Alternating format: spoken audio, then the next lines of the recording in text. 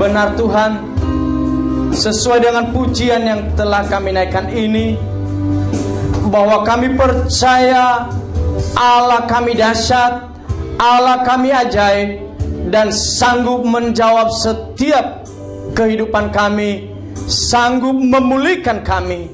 Terima kasih Tuhan. Dan pada kesempatan ini kami mohon ampun atas setiap dosa pelanggaran kami. Tuhan sucikan, kuduskan kami, untuk kami boleh layak menghampiri Engkau dalam kekudusan-Mu Bapa di surga. Bapa yang baik, di dalam nama Yesus Tuhan, pada kesempatan ini Tuhan, kami rindu untuk mendengarkan firman-Mu, untuk kami boleh diteguhkan dengan janji-Mu Tuhan. Mari Engkau tolong setiap kami, urapi hati dan pikiran kami. Biarlah hati kami boleh menjadi tanah yang subur, yang siap ditaburi oleh benih firman-Mu, sehingga dengan itu menghasilkan buah yang banyak, dan kami sendiri boleh menikmatinya. Terlebih-lebih kami yang hadir, kami boleh membawa berkat yang daripada Tuhan melalui tempat ini. Terima kasih Bapa. Segala kuasa-kuasa setan, iblis, roh jahat yang bekerja mengganggu jam pemberitaan firman Allah ini, kami bersatu hati dengan iman. Kami tolak, patahkan, hancurkan di dalam nama Yesus. Haleluya. Roh Allah yang hidup, yang berkuasa bagi kami senantiasa di ruangan ini, terlebih-lebih dalam ruangan hati kami. Terpuji-pujilah nama-Mu Tuhan. Hanya di dalam nama Yesus kami siap mendengarkan firman Allah. Haleluya. Sama-sama yang siap mendengar firman Tuhan, kita katakan amin. Silakan duduk Bapak Ibu Saudara. Puji nama Tuhan. Salam. Apa kabar pagi hari ini? Luar biasa. Puji Tuhan, seberapapun kita yang hadir Bapak Ibu Saudara, itu tidak mengurangi sukacita, semangat kita di dalam memuji dan memuliakan Tuhan. Amin. Pertama-tama, walaupun Bapak Gembala tidak ada di tempat ini, dan saya berterima kasih untuk kesempatan yang diberikan bagi saya dalam menyampaikan firman Tuhan pada saat ini. Baik Bapak Ibu Saudara, mari kita sama-sama membuka firman Tuhan yang saya baca dan renungkan, karena memang secara pribadi jujur saya sudah deg-degan juga Bapak Ibu Saudara. Karena apa? Karena waktu kita acara retreat ke Villa Anugerah, semua bahan khotbahnya adalah berbicara tentang kenaikan Tuhan Yesus ke sorga. Jadi itu dikhotbahkan 2 kali adanya. Tetapi saya renungkan lagi bahwa saya juga mau menyampaikan sesuatu yang baru dari firman Tuhan. Mari kita lihat di dalam Yohanes pasal 16. Ya, Yohanes pasal 16. Ini Yohanes 16 ayat yang ke-4b sampai ayat yang ke-15.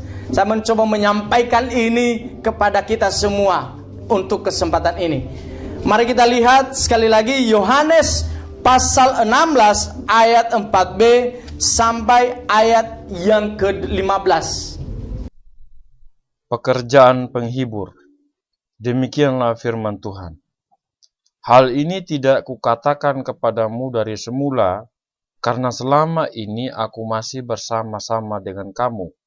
Tetapi sekarang aku pergi kepada Dia yang telah mengutus aku, dan tiada seorang pun di antara kamu yang bertanya kepadaku, kemana engkau pergi? Tetapi karena aku mengatakan hal itu kepadamu, sebab itu hatimu berduka cita. Namun benar yang kukatakan ini kepadamu adalah lebih berguna bagi kamu jika aku pergi, sebab jikalau aku tidak pergi, penghibur itu tidak akan datang kepadamu. Tetapi jikalau aku pergi, aku akan mengutus dia kepadamu. Dan kalau ia datang, ia akan menginsafkan dunia akan dosa, kebenaran dan penghakiman. Akan dosa karena mereka tetap tidak percaya kepadaku. Akan kebenaran karena aku pergi kepada Bapa, dan kamu tidak dapat melihat aku lagi. Akan penghakiman karena penguasa dunia ini telah dihukum. Masih banyak hal yang harus kukatakan kepadamu, tetapi sekarang kamu belum dapat menanggungnya.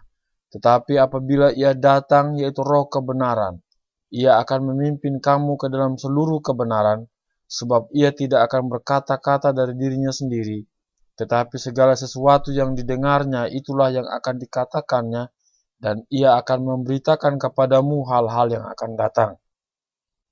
Ia akan memuliakan aku, sebab Ia akan memberitakan kepadamu apa yang diterimanya daripadaku. Segala sesuatu yang Bapa punya adalah aku punya. Sebab itu aku berkata, Ia akan memberitakan kepadamu apa yang diterimanya daripadaku. Amin. Puji Tuhan, sedemikian jauh pembacaan firman Allah. Yang berbahagia adalah Bapak Ibu Saudara yang mendengar dan melakukan firman Tuhan dalam hidup hari lepas hari. Terpuji-pujilah Tuhan yang empunya firman. Baik Bapak Ibu Saudara, firman Tuhan ini yang kita baca ini adalah bicara tentang pekerjaan penghibur. Bicara tentang pekerjaan penghibur. Dalam pembacaan firman Tuhan ini kita boleh melihat bahwa Yesus menyampaikan sebuah pesan kepada murid bahwa Ia akan pergi kepada Bapa. Ia akan meninggalkan murid-muridnya sesaat lagi. Dan kita melihat Bapak Ibu Saudara bahwa waktu kita di acara retreat di Villa Anugerah Cimande, kita boleh memperingati kenaikan Tuhan Yesus ke surga di sana. Ya. Dan kita melihat dalam hal ini bahwa Yesus juga menyampaikan lebih tepat untuk saya pergi lebih berguna bagi kamu. Ya. Lebih berguna bagi para murid untuk Yesus pergi. Nah, firman Tuhan ini Bapak Ibu Saudara, waktu saya merenungkannya dan saya melihat beberapa hal yang harus saya mau sampaikan buat kita pada kesempatan ini. Tentu ketika kita hidup bersama-sama dengan orang lain, perpisahan itu sesuatu yang tidak kita sukai. Betul nggak? Amin. Kita tidak suka berpisah Bapak Ibu Saudara. Ya, apalagi sudah bersama beberapa tahun. Ya kan? Lalu suasananya tetap baik, komunikasinya tetap baik. Lalu terjadi yang namanya sebuah perpisahan. Yesus bersama-sama dengan murid-muridnya selama 3,5 tahun. Dan dia akan pergi kepada Bapa. Nah Bapak Ibu Saudara, ini sesuatu yang tidak mengenakan hati para murid. Bahkan dalam ayat yang kelima ataupun ayat yang ke-6 di sana bahwa tetapi karena aku mengatakan hal itu kepadamu, sebab itu hatimu berduka cita. Bayangkan saudara, ya, hatimu berduka cita. Bagaimana orang yang berduka cita, ya, oleh karena ditinggal teman atau sahabat dan keluarga serta lain sebagainya. Ya, barangkali kalau anak muda kadang-kadang kala mengalami putus cinta, maka yang terjadi seyogianya, generalnya, umumnya adalah galau kebanyakan. Mereka galau Bapak Ibu Saudara. Ya. Kenapa? Karena ditinggal pacar. Nah ini Bapak Ibu Saudara, Yesus sedang menyampaikan pesan ini kepada para muridnya supaya boleh mereka mengerti bahwa aku akan pergi. Bahkan dalam firman Tuhan ini saya melihat Yesus menyampaikan pesan ini tidak hanya semata-mata menyampaikan pesan ini dari dirinya sendiri, tetapi dia mencoba menyampaikan 3 pribadi itu. Eksistensi Allah dia menyampaikan itu. Saya melihat itu Bapak Ibu Saudara. Nah, Bapak Ibu Saudara, sekali lagi, dalam momen perpisahan ini semua orang tidak menginginkannya. Pengennya kalau kita punya sahabat atau teman, pengen kita bersama untuk selama-lamanya, ya, selama-lamanya. Oleh karena ada perpisahan, maka muncullah sebuah pepatah, bukan perpisahan yang aku tangisi, namun pertemuan yang aku apa? Kok pada nggak ngerti sih? Biasanya kalau di luar waktu masih pacaran pasti, aduh, kenapa kami bisa bertemu? Dan akhirnya seperti begini jadinya. Bukan perpisahan yang aku tangisi, tetapi yang aku sesali, kok bisa ya kami bisa bertemu? Cile gitu ya. Nah ini Bapak Saudara, ya. Lalu Bapak Ibu Saudara, saya mencoba bercerita tentang kejadian yang kami alami baru-baru ini sekeluarga, di mana ibu tercinta kami dipanggil oleh Tuhan. Secara manusia kami sekeluarga mengalami kesedihan, tapi saya ingat pesan dari khotbah Bapak Gembala bahwa tidak perlu sedih berkepanjangan. Ini seringkali dikhotbahkan oleh Bapak Gembala jemaat kala melayani dalam momen duka cita. Ya, nggak perlu, karena ada banyak hal yang harus kita kerjakan, ada banyak hal yang harus kita pertanggungjawabkan di hadapan Tuhan. Ya, dalam situasi yang sedemikian, aku teringat kalimat yang berkata bahwa inilah yang terbaik. Masa kita mau tolak yang terbaik? Kalau misalnya mereka harus murid-murid dengan Yesus berpisah, masa mereka mau tolak? Itu yang terbaik. Yang terbaik pasti semua idaman dan kerinduan hati kita. Yang setuju katakan amin. Ya, waktu orang tua kami meninggal, ya wislah, ibu saya maksud saya. Ini yang terbaik. Ya, saudara-saudara yang lain bersedih hati, nangis. Lalu saya bilang sama mereka, ini yang terbaik dari Tuhan. Ini yang terbaik buat mama. Ya, walaupun gini-gini seolah tough, seolah kuat saya ini, tapi ternyata bisa juga nangis dengan momen-momen kala itu Bapak Ibu Saudara. Bisa sedih juga, memikirkan aduh mama tercintaku sudah tidak ada lah. Aku menjadi anak yatim ya. Anak yatim ya Pak ya. Sekarang udah anak yatim. Nah ini Bapak Ibu Saudara,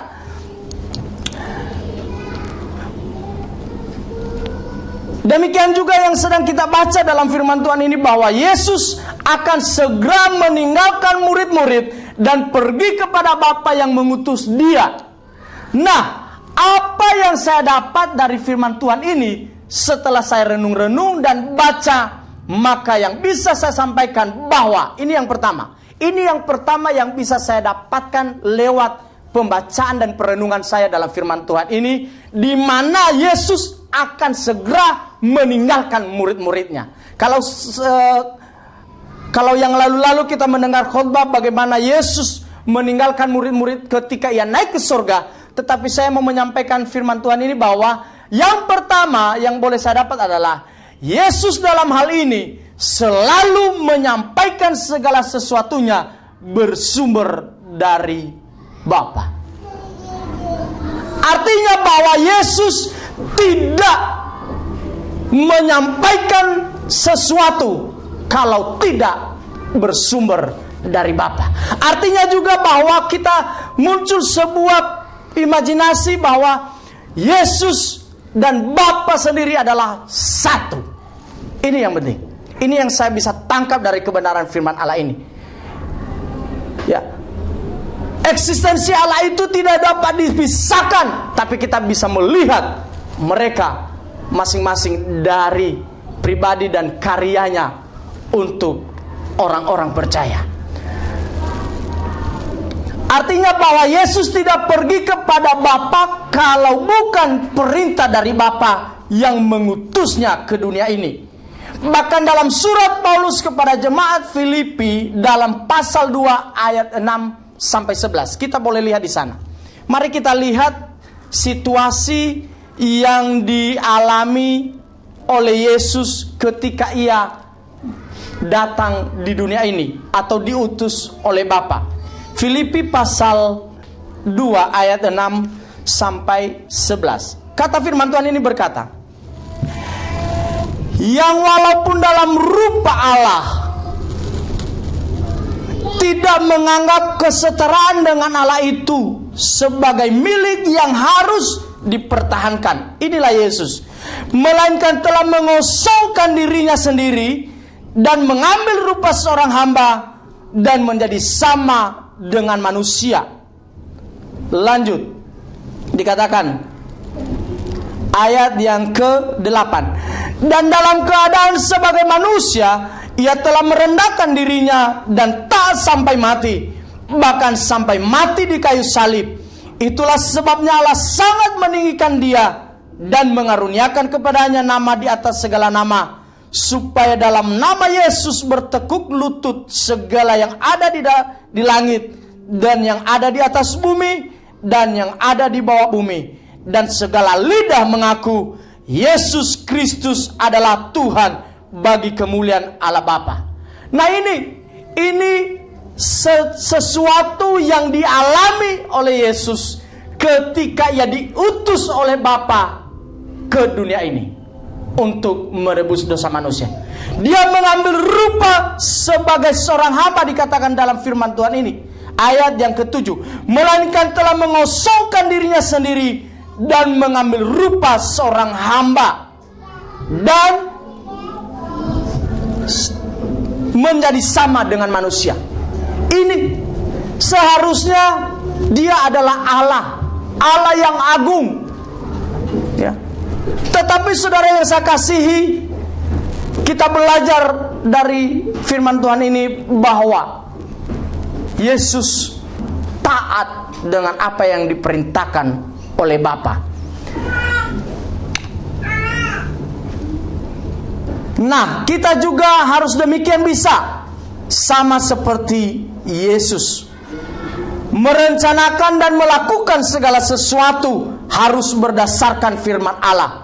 Mari kita lihat Yesaya 55 ayat yang ke-11. Ini bicara tentang pribadi Yesus, firman Allah dan Bapa juga. Kita lihat ya, di dalam Yesaya 55 ayat yang ke-11. Ini kedasatan dari firman Allah itu sendiri. Yesaya 55 ayat yang ke-11. Saya membaca kepada Bapak Ibu Saudara, dikatakan begini. Demikianlah firmanku yang keluar dari mulutku, ia tidak akan kembali kepadaku dengan sia-sia, tetapi ia akan melaksanakan apa yang ku kehendaki dan akan berhasil dalam apa yang kusuruhkan kepadanya. Ya, ini luar biasa Bapak Ibu Saudara, bahwa setiap firman Allah yang keluar dari mulut Allah itu sendiri, bahwa itu dikatakan dalam firman ini tidak akan keluar dengan sia-sia. Maka dalam menghadapi hidup, dalam apapun situasi, mari kita harus bersumber pada firman Tuhan. Akibat segala sesuatu bersumber pada firman Allah, dampaknya pasti dahsyat dan nyata. Ini ya, pasti dahsyat dan nyata. Saya pernah suka baca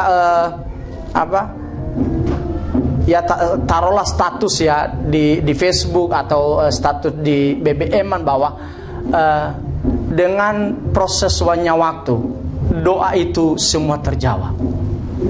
Saya pernah baca itu, saya bilang, oh iya benar juga ya. Ini Bapak Ibu Saudara. Dan saya percaya bahwa itu semua karena didasarkan firman Allah. Masa Tuhan membiarkan itu? Nggak akan mungkin. Dia akan mengerjakan menurut kehendak Tuhan, tapi ya bukan kehendak kita. Ya, makanya dengan itu mari kita hadapi segala sesuatu, kita rencanakan segala sesuatu, harus bersumber dari Tuhan.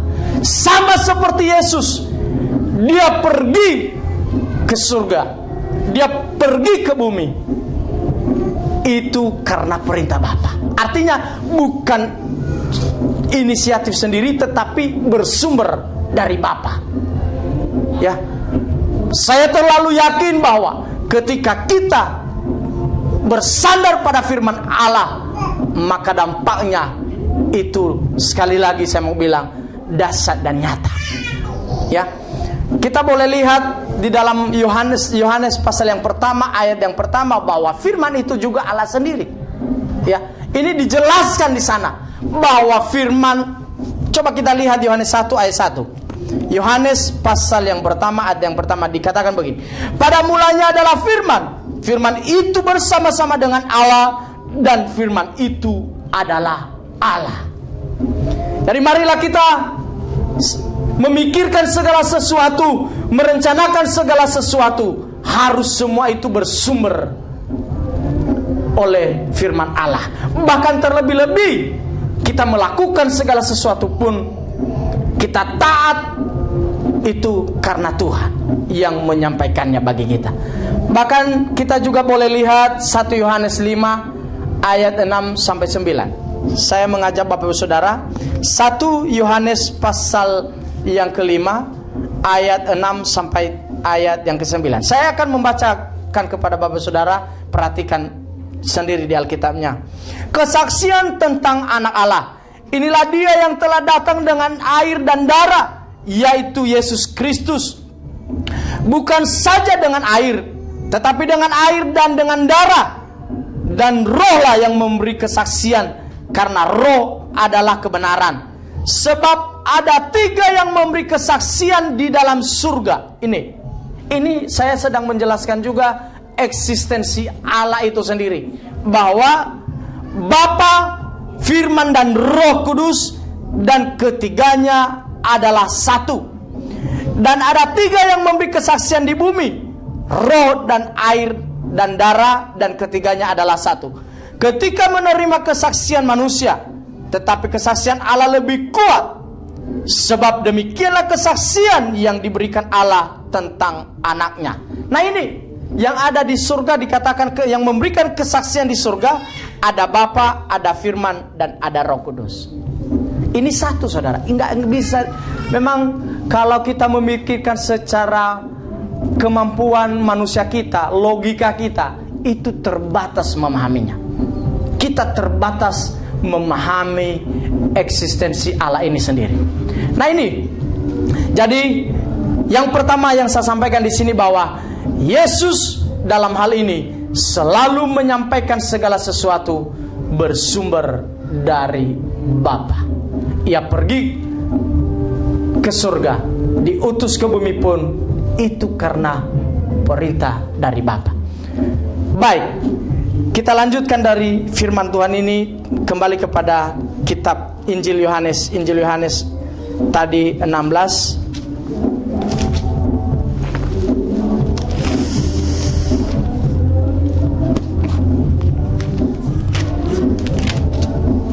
Mari kita teruskan. Ayat yang selanjutnya, ayat yang ke-7 berkata begini. Namun benar yang kukatakan ini kepadamu adalah lebih berguna bagi kamu jika aku pergi. Sebab jikalau aku tidak pergi, penghibur itu tidak akan datang kepadamu. Tetapi jikalau aku pergi, aku akan mengutus dia kepadamu. Ya, Yesus menjanjikan penghibur untuk murid-murid, bahkan untuk kita sampai saat ini, ya, yaitu Roh Kudus sendiri.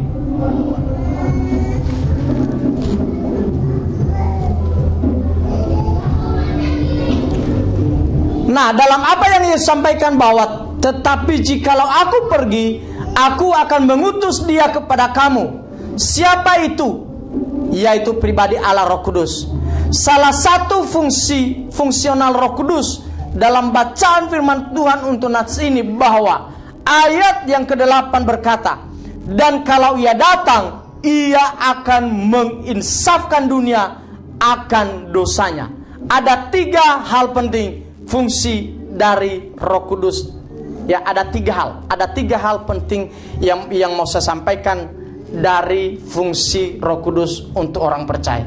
Yang pertama adalah fungsi Roh Kudus yang pertama yang boleh saya perhatikan dalam ayat ini, bahwa memimpin kita kepada pertobatan. Ini yang pertama. Fungsi Roh Kudus bagi orang percaya adalah memimpin kita kepada pertobatan. Artinya bahwa dalam diri setiap orang selalu ada suatu keprihatinan yang mendasar, suatu kesadaran akan kesalahan. Ini ya, sekali lagi saya baca, artinya bahwa dalam diri setiap orang selalu ada suatu keprihatinan yang mendasar, suatu kesadaran akan kesalahan.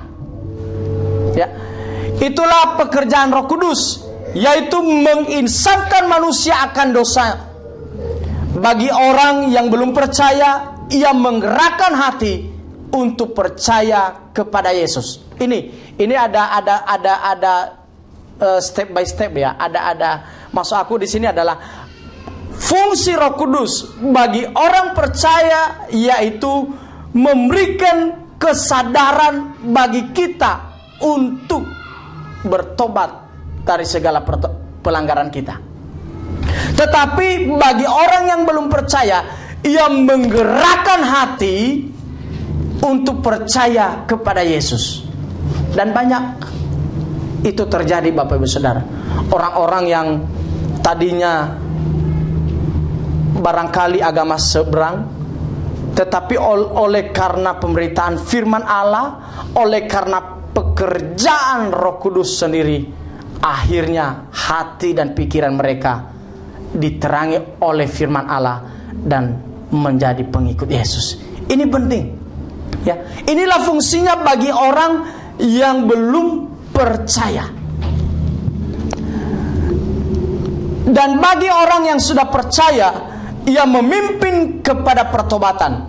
Mari kita lihat kitab Yeskel pasal 36 ayat 26 sampai 27. Kita lihat Yeskel pasal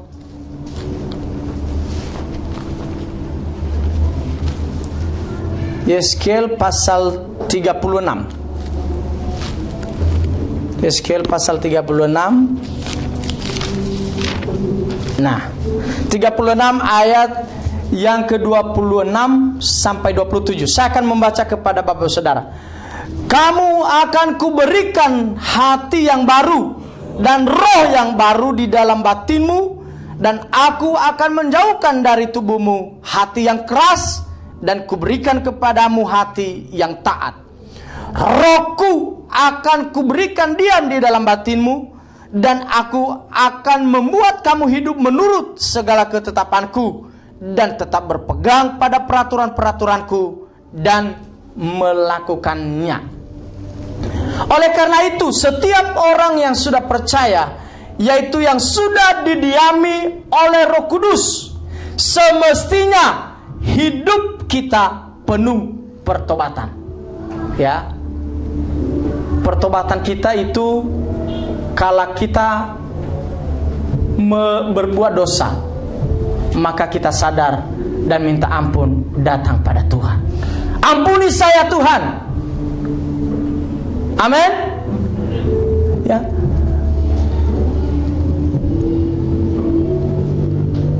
Semestinya hati kita adalah hati yang siap untuk diperbaharui melalui ayat Yeskel ini pasal 36 ayat 26 dan sampai 27. Ya. Seharusnya semestinya hati kita adalah hati yang siap untuk diperbaharui. Selain kita dipimpin dalam pertobatan, hidup dalam pertobatan, yang kedua adalah kita harus memiliki hati yang siap diperbaharui. Yang berikut adalah dalam ayat 26-27 dalam kitab Yeskel pasal 36 ini, bahwa semestinya roh kita adalah roh yang taat, dan karena itu pula keyakinan kita adalah bahwa tidak ada seorang pun yang bisa bertobat atau percaya kepada Yesus tanpa Roh Kudus. Mengapa? Sebab pekerjaan Roh Kudus yang pertama memimpin kepada pertobatan. Jadi kita harus sepakat itu, bahwa orang yang notabene-nya tadi belum percaya kepada Yesus, tetapi mengikut Yesus, percaya kepada Yesus, itu karena pekerjaan Roh Kudus. Ini yang pertama. Jadi pekerjaan Roh Kudus yang pertama adalah memimpin kita kepada pertobatan. Ya. Orang yang baru percaya Yesus itu istilah katanya adalah petobat baru. Jadi bertobat, menjadi warga kerajaan surga. Kalau dulu kerajaan dunia, kerajaan setan, tetapi sekarang menjadi kerajaan hidup dalam menjadi warga kerajaan surga. Ini penting, ya. Indah banget hidup kita ini, Bapak Ibu Saudara. Yang berikut, yang kedua, pekerjaan dari Roh Kudus untuk orang percaya yang kedua adalah memimpin kita kepada kebenaran. Sekali lagi, fungsi dari pekerjaan Roh Kudus untuk orang percaya yang kedua adalah memimpin kita kepada kebenaran. Bapak Saudara, kita boleh kembali kepada kitab Yohanes tadi pasal yang ke-16. Dikatakan ayat yang ke-8 begini ya, ayat yang ke-8. Dan kalau ia datang, ia akan menginsafkan dunia akan dosa, kebenaran dan penghakiman. Ayat yang langsung ke ayat yang ke-10. Akan kebenaran, karena aku pergi kepada Bapa dan kamu tidak melihat aku lagi. Nah, yang kedua adalah fungsi daripada Roh Kudus bagi orang percaya memimpin kita kepada kebenaran.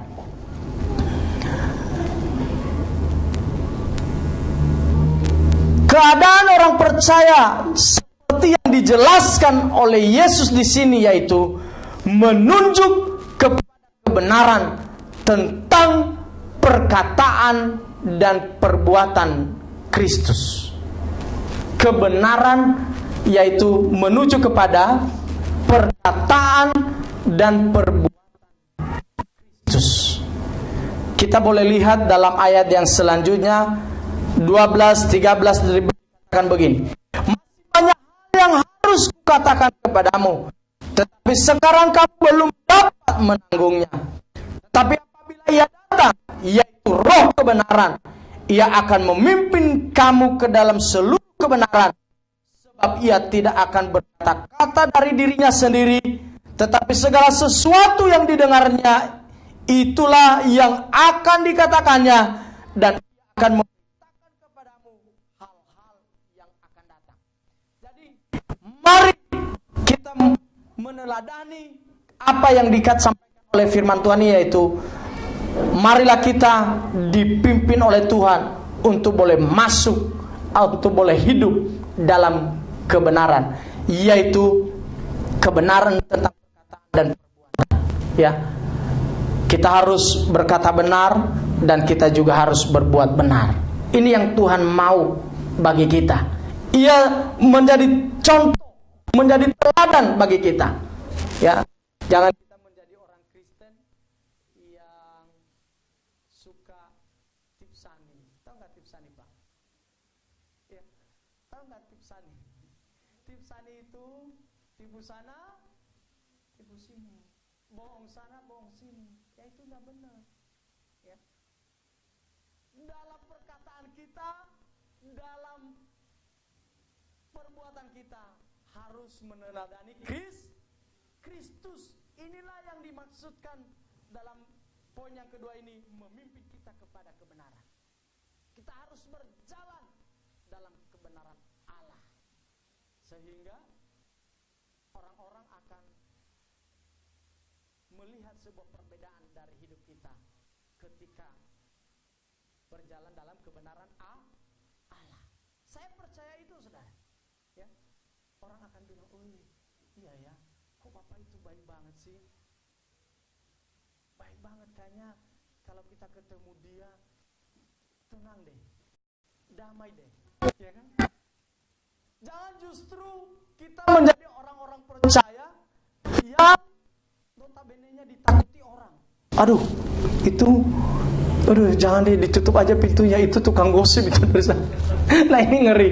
Makanya saya bilang waktu Pak Pendeta O'Neil khotbah kemarin bahwa kita bisa menilai orang dalam karakternya. Suka ngomongin, udah. Kalau yang saya bilang, makanya saya ikuti aja. Kalau orang yang suka ngomong, kita arahkan aja menjadi pendoa syafaat. Biarlah mendoakan seluruh pergumulan gereja ini, berkomunikasi terus dengan Tuhan, sehingga semua apa yang menjadi pergumulan di gereja kita ini dijawab oleh Tuhan. Karena apa? Karena ada yang banyak ngomong dengan Tuhan. Amin. Haleluya. Amin. Ini penting. Saya punya ibu maksudnya mama udah lah istilahnya, kalau orang Batak bilang ya, kalau orang Nias bilang mama talu. Itu ngomongin yang enggak gitu ya. Saya bilang sama Mama Moses waktu dia ke Bogor sini, Mama Moses, coba ya, kalau saya punya gereja, kalau saya punya gereja, mama ini saya jadikan pendoa syafaat. Biar berdoa syafaat, biar dia berkomunikasi aja sudah dengan Tuhan gitu. Biar sampai dia sampaikan terus apa yang menjadi pergumulan gereja, segala macam, berkomunikasi dengan indah kan? Jadi tersalurkan hobinya itu, tapi dalam hal yang positif. Nah ini Pak, ini yang benar. Jadi ini benar luar biasa loh. Jadi ini penting sekali. Ya, yang kedua adalah memimpin kita kepada kebenaran. Yang terakhir, fungsi daripada Roh Kudus bagi orang percaya adalah yang terakhir, memimpin kita kepada pengharapan. Ayat ini sebenarnya di dalam ayat yang ke-11 ya. Kenapa saya menyampaikannya dengan pengharapan? Karena ini dikatakan akan penghakiman, karena penguasa dunia ini telah dihukum. Jadi bicara tentang penghakiman.